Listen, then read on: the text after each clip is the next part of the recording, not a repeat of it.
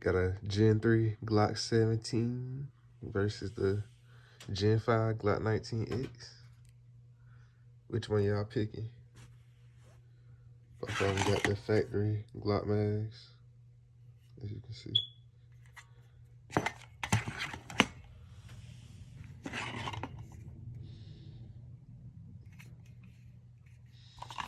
Both of them coming with the hockey sticks.